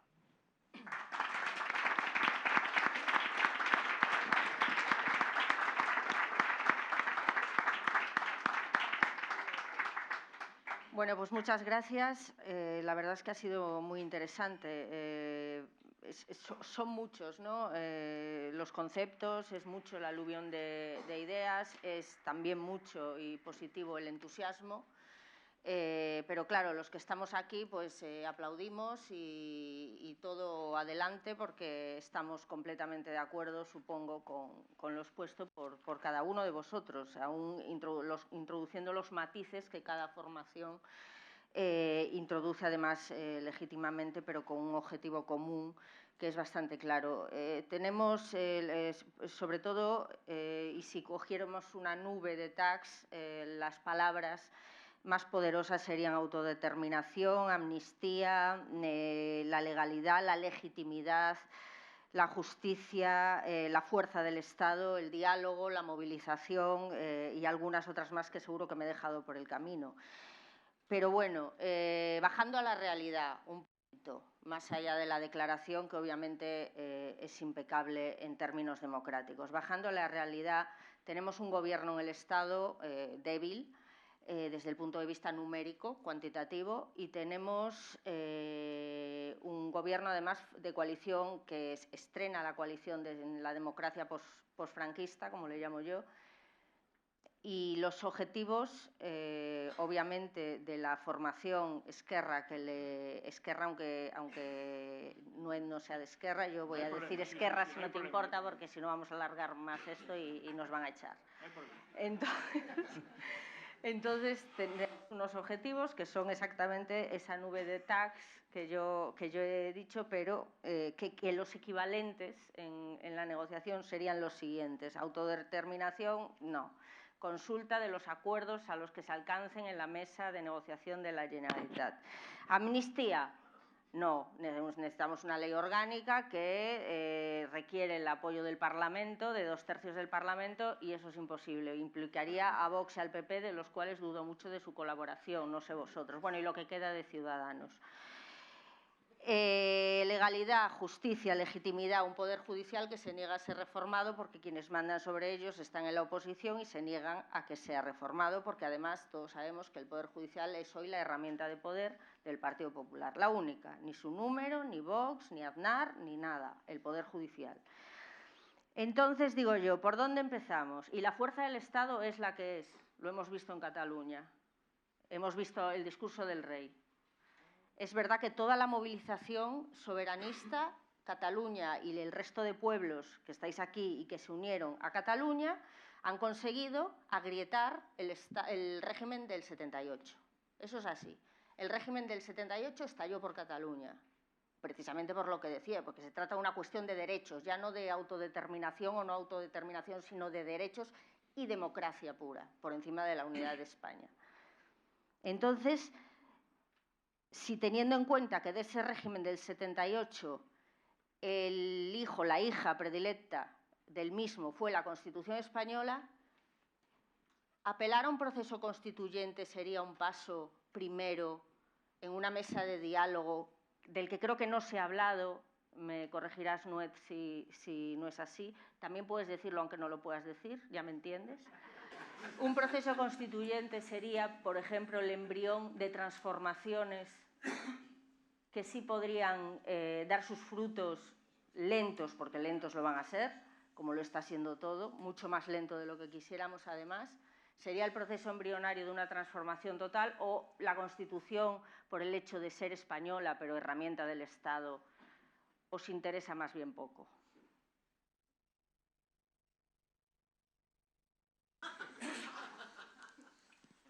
No me molesta nada que la gente me diga que soy de Esquerra, es un orgullo y un placer, pero antes lo he clarificado porque, bueno, creo que está bien. A ver, vamos por partes. Venimos de una experiencia. Cualquier proceso político hay que analizarlo no solo con la perspectiva respecto a tus ideales, sino también con la experiencia. Y la experiencia dice cosas, enseña cosas.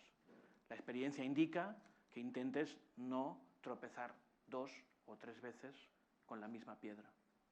Por tanto, evidentemente en Cataluña hay una reflexión de la cual hay distintos puntos de vista dentro del soberanismo y en la cual hay que participar de forma leal, de forma crítica y de forma, si queréis, entusiasta. Pero hay que hacerla, que es qué hicimos y qué hay que hacer. Y no hay que ocultar ese debate.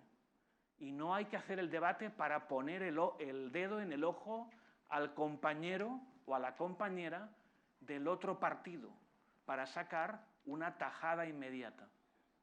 Simplemente es necesaria, como sociedad catalana, una reflexión crítica respecto a lo que hicimos.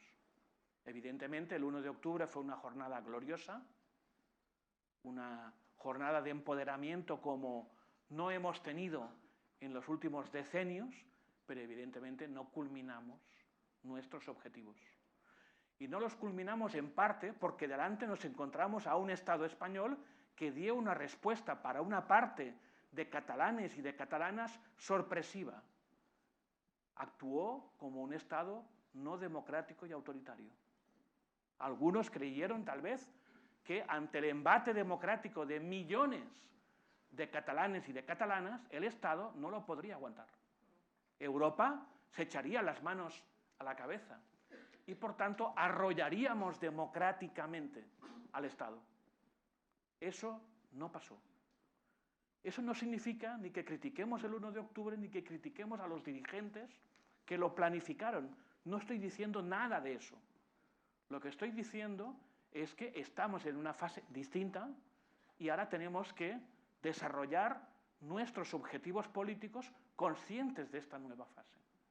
Por tanto, el Estado español no se va a disolver como un azucarillo, ni es una panda de toreros y sevillanas.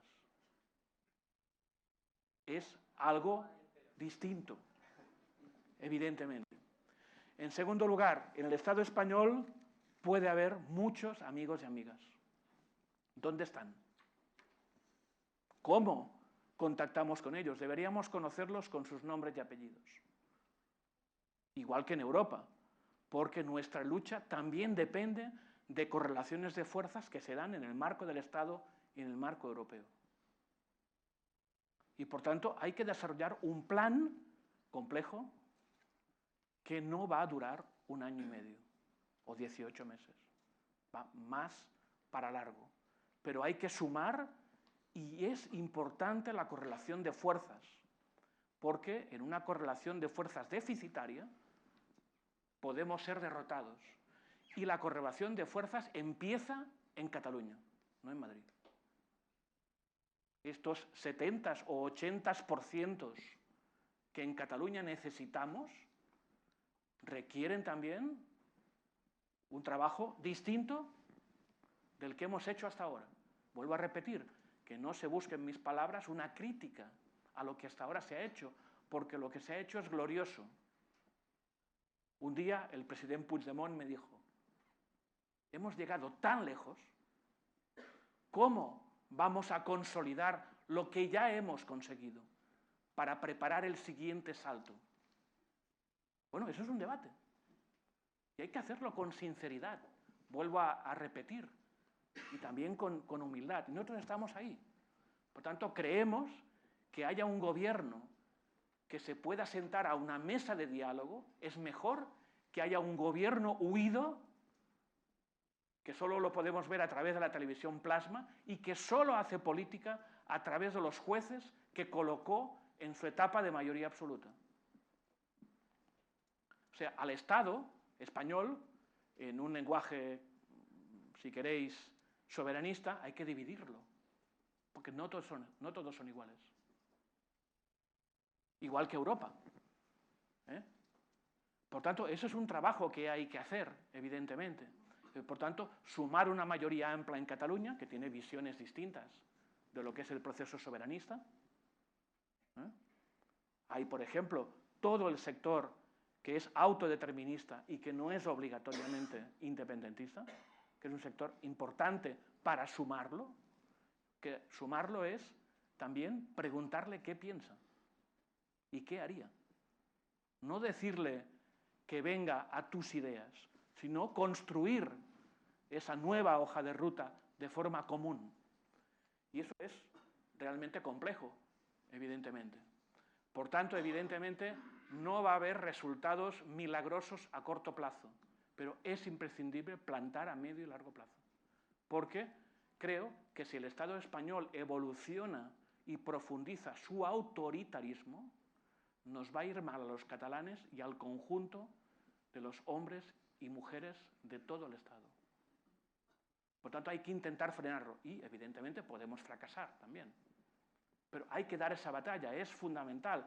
Y esa es una estrategia por la cual estamos apostando y ante la cual nos presentamos a las elecciones explicándola. No la hemos ocultado, es pública y notoria y posiblemente la vamos a seguir practicando en los próximos meses. Y, evidentemente, siguiendo con el debate público que en Cataluña os puedo asegurar que es vibrante. Laura, has pedido la palabra. Podéis hablar todos, pero vamos, tampoco tenemos... No, yo es que ahora oía a mi compañero y no podría estar más de acuerdo con él, que hay que tratar de no tropezar dos veces con la misma piedra. Por eso, si desde el 2013 hasta 2017 se ha estado diciendo que no se podía confiar en el Estado español, ¿cómo vamos a poder confiar en el Estado español después de 2017 y lo que ocurrió en otoño de 2017?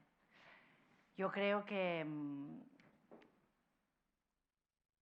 es tanto lo que nos jugamos que ya no estamos en disposición de especular. Es tanto el dolor que ha causado el ejercicio de autodeterminación y el ejercicio de desobediencia civil más mayoritario y masivo y pacífico que ha conocido el continente europeo, que fue el 1 de octubre, y las consecuencias que ha conllevado, que no podemos devaluarlo tratando de buscar una razón más para llenarnos de razones, porque ya no nos caben las razones.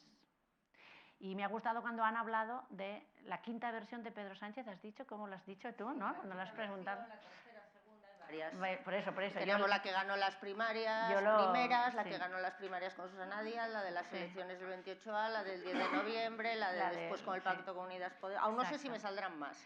Yo para resumir, le dije Pedro Sánchez el de las 1000 caras. Digo, no sé delante de cuál estamos hoy, ¿no? Le dije eso en el debate de investidura.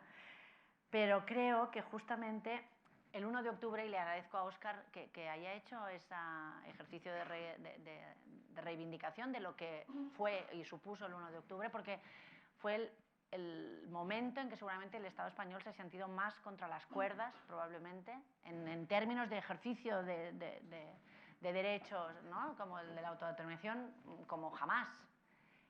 Y nos pretenden hacer creer que fue una derrota. Y yo creo que es precisamente la virulencia y la violencia con la que han reaccionado al 1 de octubre lo que demuestra que probablemente ha sido el momento en que hemos estado más cerca que nunca de poder conseguir materializar ese anhelo democrático y pacífico. Antes tú hablabas de que habría que hacer que el Estado español cumpliera lo de que en ausencia de violencia se podía hablar de todo, y ya hemos visto que no, que cuando hay que cambiar de argumento, y si no existe la violencia, se la inventan, ¿no? Y los rostros de odio, ¿no? Los habréis, bueno, hemos asistido al juicio de la vergüenza, el Fairy, y por supuesto la pena por sedición, que implica violencia. Yo quiero recordar que el gobierno español, que ahora está supuestamente en un pacto de progreso, la presidenta del Congreso de los Diputados suspendió los derechos de nuestros compañeros, de Oriol Junqueras, de Jordi Sánchez, de Jordi Turull y de Josep Rull, poniéndose la toga de Marchena y haciendo de Tribunal Supremo, y en vez de aplicar el reglamento del Parlamento, que veo que es algo que no se estila mucho, respetar los derechos de los parlamentos, tampoco en Cataluña, pero aquí vulneró sus derechos, no solo suspendiéndoles de sueldo y haciéndolo retroactivamente, sino privándoles de seguridad social. Y yo misma acudí a su despacho con el informe que hizo la Seguridad Social, que siempre digo que no es susceptible de ser considerado un órgano especialmente independentista, en el que cuando Llarena, no Marchena, trató de quitarle esos mismos derechos a esos mismos diputados, más alguno más, Toni Comín y Raúl Romeva en el Parlamento de Cataluña, remitió a la presidencia del Parlamento de Cataluña un informe en el que decía, oiga, perdón, es que estos diputados es que están presos, no están muertos. Y derechos sociales, tenerlos los tienen. Y ha costado mucho en este país poder tener derechos sociales para que de un plumazo y bajo una acusación de rebelión por la que después no se condenó a estas personas, se les vulneraran los derechos. Pero claro, como es una más de las vulneraciones que ya, insisto, lo de la imagen de que no necesitamos más razones porque cada día tenemos más, eso es lo que tenemos en la historia más reciente. Yo creo que no estamos autorizados a pecar de amnesia temporal. No podemos. Es tan duro lo que está representando que no deberíamos de poderlo olvidar. Y claro, yo como soy de letras, pues soy de Samuel Beckett. Y probablemente es cierto que Óscar citaba a David Fernández y al derecho, ¿no?, a poder perder, ¿no? Y de algún modo estamos dispuestos también a asumir la derrota. La estamos asumiendo en forma de represión, con prisión, con exilio, con imputaciones masivas, con ejercicios como el del Tribunal de Cuentas, que claro, es que la Fiscalía te lo afina, pero los órganos del Estado, todos a una también. Oímos en sede parlamentaria a Montoro decir no se ha invertido ni un solo euro de dinero público y 4 millones de euros pedía el Tribunal de Cuentas ayer para el president Junqueras, el vicepresident Junqueras, el president Puigdemont y todos los consellers del gobierno. Por lo tanto, estamos dispuestos a asumir la derrota porque estamos asumiendo la represión, pero en ningún caso, ninguna derrota nos va a impedir de continuar. Y yo recito a Beckett y reivindico a Tettel, equivócate otra vez, equivócate mejor. Y esa es la síntesis también del Ho tornarem a fer, que se ha esgrimido como esa reivindicación que tiene futuro, que no cesa ante la cobardía de un Estado que no es capaz de defender sus ideas democráticamente, que no es capaz, que no tiene. ¿Qué proyecto? Yo lo he preguntado cuando me he reunido con el PSOE. ¿Qué proyecto tiene el PSOE para Cataluña? Aparte del 155 y la represión, ese lo conocemos, pero ¿hay proyecto? No lo hay. Se nos pide muy a menudo autocrítica. ¿Qué autocrítica ha habido por parte del Estado español? Ahora hemos visto que Marlaska condecora a los efectivos policiales mandados en la sentencia del 14 de octubre. No había suficiente con haber condecorado los del 1 de octubre. También hay que condecorar, supongo que eso también es gobierno de progreso. Y creo que, y con esto termino en esta intervención, que antes me habéis pillado como así fría al empezar, que efectivamente hay que perseverar en ese camino de democracia y de propuestas porque nosotras sí las tenemos y son inclusivas, son igualitarias y son para todo el mundo. Y o es un mundo de derechos para todos o todos vamos a vivir de rodillas. Muchas gracias, Laura.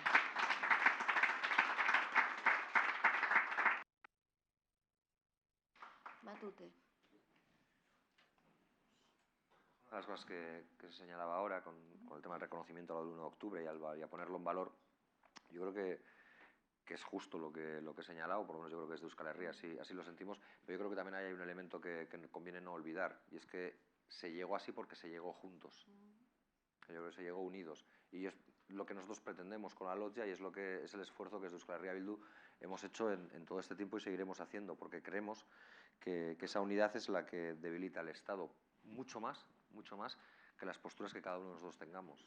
Nosotros tenemos una postura de un modelo de sociedad que nos haría, pues incluso igual no coincidir con algunos de los que estamos hoy aquí, porque nuestro modelo de sociedad, como somos unos ortodoxos, pues va para donde va. Pero sí sabemos que para alcanzar escenarios democráticos podemos hacer caminos compartidos y nosotros apelamos incluso al PNV a que se sume a estos caminos compartidos. Otra cosa es las dificultades que tenga. Pero sí que creemos, y claro, y no nos cuesta nada, o sea, yo no creo que a ningún militante de Euskal Herria Bildu le cueste nada entender la sensibilidad hacia el dolor de la violencia del Estado. Es evidente que no nos cuesta nada entenderlo, pero también creemos que al Estado se le derrota o hay que derrotarle con la cabeza. Porque en el juego de las emocionalidades y desde el poder que un Estado, y este no es nuevo, es decir, ya Gramsci ya hablaba de las superestructuras, cuando un Estado se dota de una maquinaria tan implacable para imponer un relato, tú tienes que ganarle desde la cabeza, desde el sentido común o desde la racionalidad, para darle las batallas en aquellos lugares donde es más incómodo. Yo creo que la izquierda abertzale hizo una reflexión que permitió que estemos en el ciclo político en el que estamos en Euskal Herria, con todos los defectos que tendrá ese ciclo político, pero con las virtudes que también tiene, que son muy visibles, que tenía que ver con entender que el lugar de confrontación con el Estado español, en el que el Estado español se iba a mostrar más débil a los ojos del mundo, era el democrático, porque no tenía respuesta democrática. Y eso permitió pasar de otros escenarios de confrontación que todo el mundo puede recordar hacia un escenario de confrontación política y democrática, que es la que intentamos levantar y sostener, y además en términos de articulación de mayorías. Por eso yo no creo tanto en un proceso constituyente, que era la pregunta que se hacía. Yo creo en procesos constituyentes, en plural. Es decir, yo creo en las capacidades de Cataluña, creo en las capacidades de Euskal Herria, creo en las capacidades de Galicia y de otros lugares también, si las hay, ¿por qué no?, para generar procesos propios, porque son realidades diferentes con dinámicas propias. Hablaba antes de la huelga general, por ejemplo, de mañana. Esa huelga general se ha montado en Euskal Herria porque hay una correlación de fuerzas determinada, porque la mayoría sindical vasca representa más del 70% de la afiliación sindical en Euskal Herria. Y porque probablemente esa mayoría sindical vasca todavía no se ha enfangado en el debate de transformación del sindicalismo de confrontación en sindicalismo de concertación, que sí que parece que fue un debate que se tuvo en otros lugares y que ha dado lugar pues, a realidades diferentes que probablemente pues, no permiten que se pueda articular ese proceso de huelga general ahora y aquí, y que sí que se pueda articular en otros lugares, y que con eso podamos disputar espacios de mayoría. Pero cuando decimos procesos constituyentes también lo decimos desde, digamos, desde la legitimidad de lo que nosotros ya hemos hecho. Cuando Arnaldo Otegi salió de la cárcel en su último periplo en las cárceles del Estado español, en un acto político en el velódromo de Anoeta, dijo con claridad que en nombre de Euskal Herria Bildu nosotros estábamos dispuestos a ayudar a Podemos a levantar ese proceso constituyente y a romper los candados del régimen del 78, pero que si no era posible, después de que nosotros ayudáramos, si no era posible hacer eso, por justa reciprocidad les pedíamos que nos ayudaran o que nos permitieran a nosotros crear nuestro propio proceso constituyente. Por lo tanto, por eso hablamos de procesos constituyentes.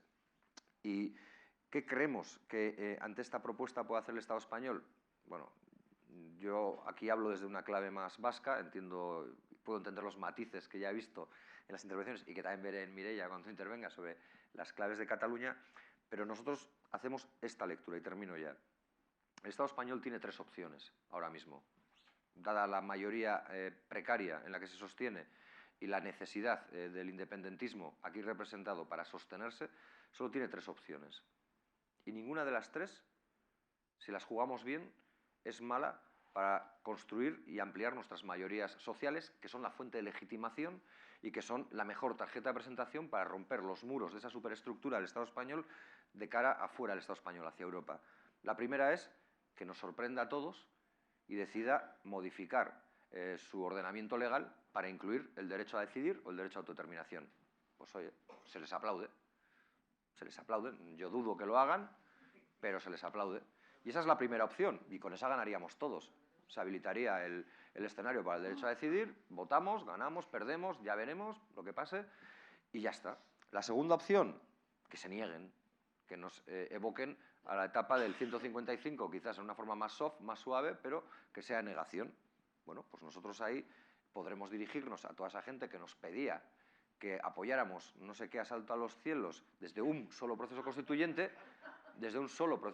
para decirle, el Estado se niega, igual podemos hacer procesos constituyentes en otros lugares donde la correlación de fuerzas es más favorable. Y el tercer escenario es que nos haga una propuesta que evolucione un poco, pero que sea insuficiente, porque no reconozca el derecho a decidir, pero, por ejemplo, pues decida que hacer consultas tampoco va a estar tan penado.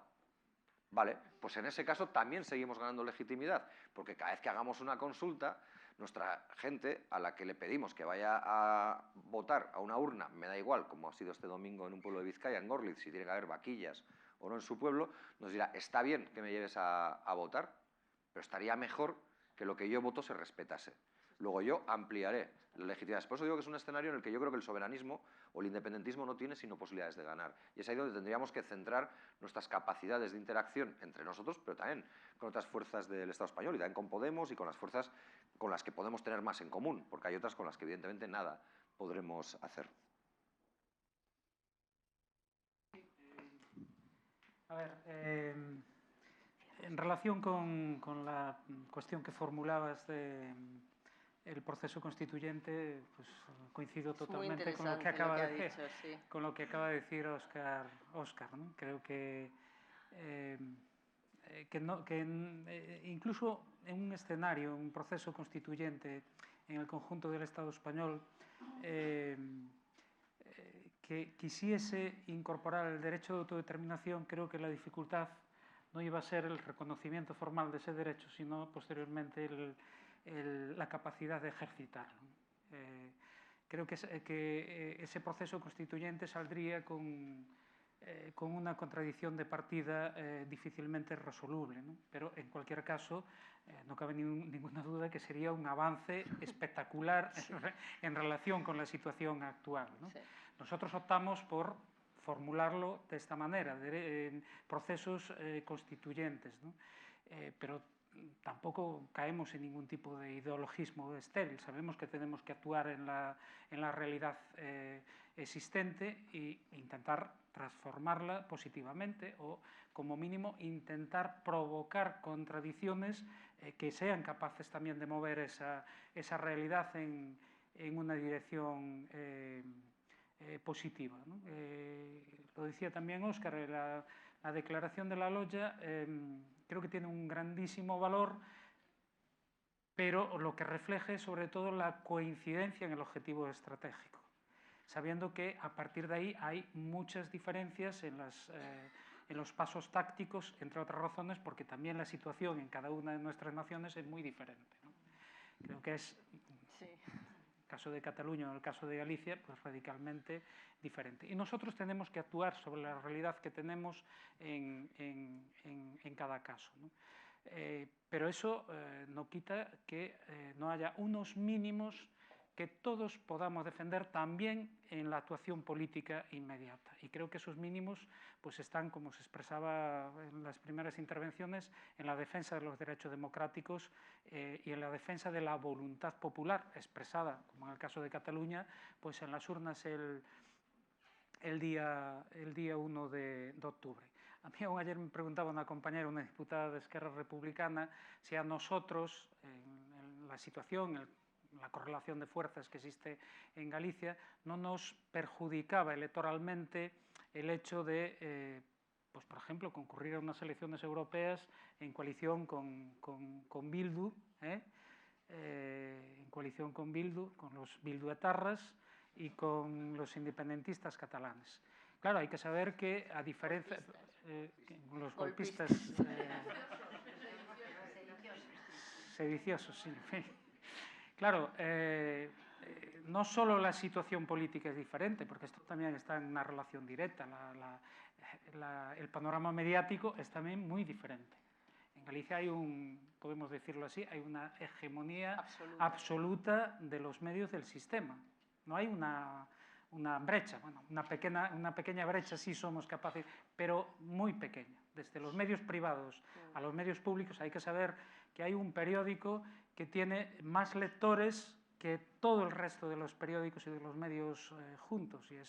Y puedo decir que seguramente el día 1 de octubre el peor titular de toda la prensa española, incluida ABC, La Razón, etcétera, fue de este periódico. Era el día de la infamia, este era el gran titular del 1 de octubre. Hay una explotación del anticatalanismo brutal, pero un anticatalanismo primario, ¿no?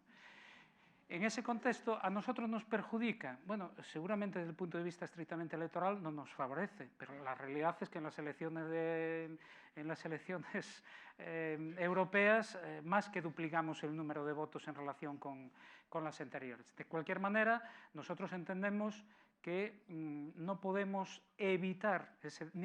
ni queremos evitar ese debate por dos razones. Una, por una elemental de solidaridad con un pueblo que está sufriendo una represión brutal, nos parece que es una obligación básica, y otra que tiene que ver con nosotros mismos. Cuando defendemos el derecho de Cataluña a la autodeterminación, estamos defendiendo nuestro propio derecho a la autodeterminación. Y somos conscientes de que si no damos ese debate, por muy difícil que sea en el contexto de Galicia, y es complicado, pues estamos cediendo terreno político e ideológico pues, a las fuerzas, podemos decir, unionistas y en ese caso capitaneadas pues, por la derecha. Por tanto, creemos que es también no solo una obligación, sino una necesidad política desde nuestra propia perspectiva, de nuestro proceso de liberación nacional y también de la defensa básica de la democracia, ¿no?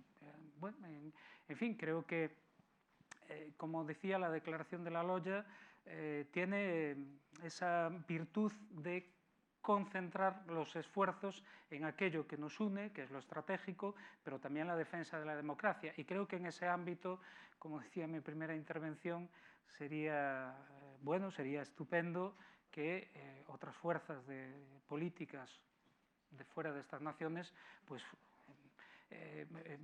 asumiesen esos mismos principios, asumiesen ese mismo criterio con el horizonte de producir una transformación en el Estado español que, como digo, creo que es imposible si no hay una ruptura con este régimen.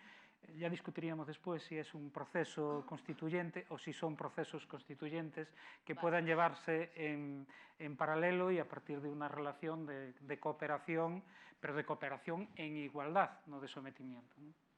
Muchas gracias. Pues Mireia, ¿cierras? Intento ser breve, ¿no? Porque si no... Ya vamos fuera de hora, pero... Sí. Vale, nosotros partimos de un análisis táctico de que la propuesta de gobierno de progreso, permitidme hacer broma, pero lo hago con cariño, pero esta especie de república con rey, parece que hayamos declarado una república, pero el señor Borbón sigue en su casa. Es decir, para nosotros el análisis táctico concreto que hacíamos era que no se correspondía y que además nuestro análisis estratégico, si quieres, digamos, no coincidía, ¿no? No va por aquí. Iba yo también a citar a Otegi, justo lo que ha citado el Matute. A Otegi, como le molesta tanto a la derecha, hay que citarlo tantas veces como podamos. Pero la cita resume bastante, ¿no? Esta gente no está dispuesta a apoyar a los procesos constituyentes de las naciones sin Estado. Más allá de esto, tú hablabas de procesos constituyentes y era la solución. A nosotros ya nos gustaría estar teniendo este debate con las izquierdas que no fueran las soberanistas. Nos encantaría estar debatiendo si hacemos uno, mucho, si el derecho a la autodeterminación. No es el caso. Pero tú ponías otro elemento que no me parece menor desde una perspectiva estratégica. Hablabas de realismo, ¿no? Y decías, autodeterminación, no, hay mesa de diálogo. Amnistía, no, hay... Con consulta. Con consulta. Amnistía, no, hay reforma del Código Penal propuesta encima de la mesa. Legalidad, reforma del Consejo General del Poder Judicial, tampoco. Hay porque bloqueo, no se puede, no sé qué. Vale.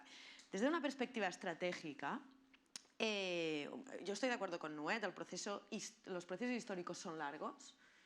Estamos ante una batalla contra un Estado y una batalla desde la perspectiva del poder materialista es dura.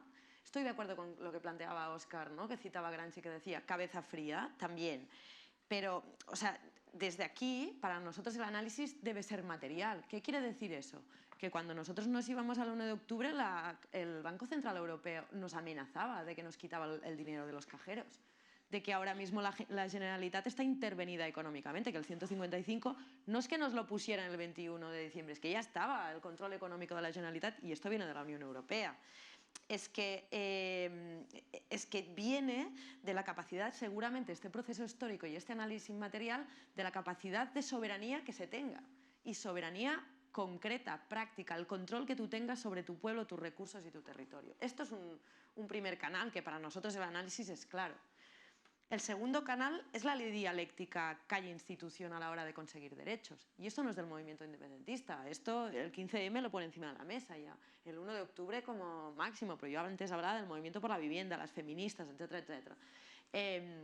Aquí hay un cambio también. Y yo creo que desde la perspectiva de la gente que no tiene el poder del Estado, ¿no? Se tiene que asumir una dialéctica de hacer política de calle-institución, huelgas generales, poder sindical, poder de movimientos y demás. Y esto no es una utopía, esto es una práctica política desde la periferia y es histórica. Y así se consiguió el derecho al aborto, así se tumbó la obligación de ir al servicio militar y podemos continuar, ¿no? Así los médicos se negaron a asumir la ley que prohibía la sanidad universal diciendo no, o sea, nosotros con nuestras manos y nuestro trabajo esto no va a pasar. No es una cosa nueva, ni en el Estado español, ni en el sur de Europa, ni en el mundo, ¿no? Y el tercer elemento es, con esta idea de realismo, el de no perder la batalla cultural. O sea, el de no comprar el no hay alternativa, más allá de la táctica concreta que cada cual escoja en un momento determinado. Antes Óscar citaba a Gramsci. Gramsci también decía que la violencia del Estado se sustenta porque hay un marco cultural que la avala. No es baladí, es decir, batallar el marco cultural, es decir, no asumir que la autodeterminación ahora es una mesa de diálogo con una consulta, vamos a ver, si todo el Estado español, de las catalanas o de... Eso tampoco se ha aclarado. En vez de hablar de amnistía, ahora vamos, o sea, no renunciar a hablar de amnistía y demás. Luego, tácticamente, desde la correlación de fuerzas, con el análisis material y el marco que se tenga, juguemos la partida. Pero el no hay alternativa es el de la Thatcher de los 80. Si desde una perspectiva transformadora y de una lucha contra el Estado se asume el no hay alternativa, hemos perdido. Pero hemos perdido ya de saque. Y si desde una lucha contra el Estado se asume que la única forma de hacer política es la institucional, también se ha perdido. Y voy a la última parte. Hay que revisar, totalmente de acuerdo. Cuando estábamos en la legislatura, que teníamos unidad, había unidad aparente, porque teníamos también nuestros debates sanos. O sea, yo creo que una de las cosas que tenemos que estar más orgullosos es que el pueblo catalán se ha politizado y se colectivizan los debates y todo el mundo habla de todo, ¿no? A veces se complejiza, pero se da y es importante, porque los procesos políticos deben de ser colectivos, ¿no?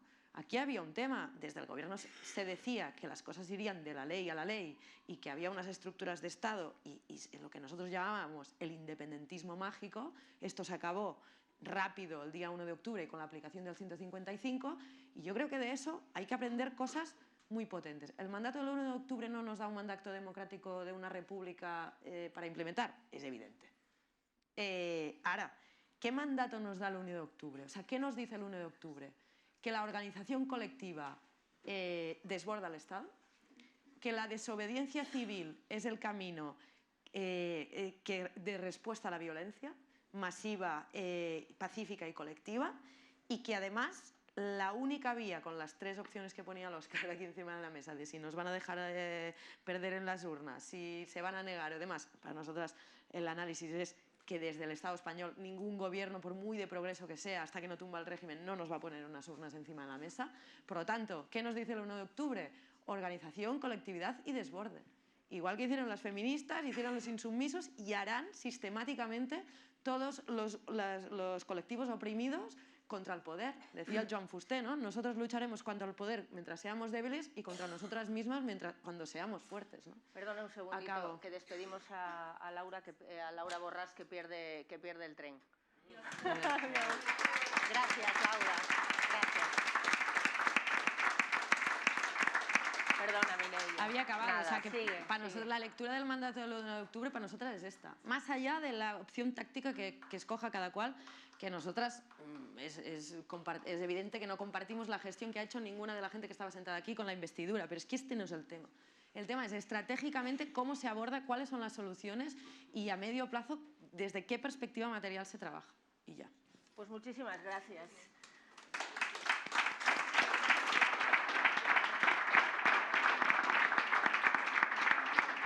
Gracias a todos. Yo creo que seguiríamos aquí hasta mañana. Nos ponen unas cervecitas y unos pinchos y seguimos aquí hasta mañana tan alegremente. Pero hay que salir al mundo exterior.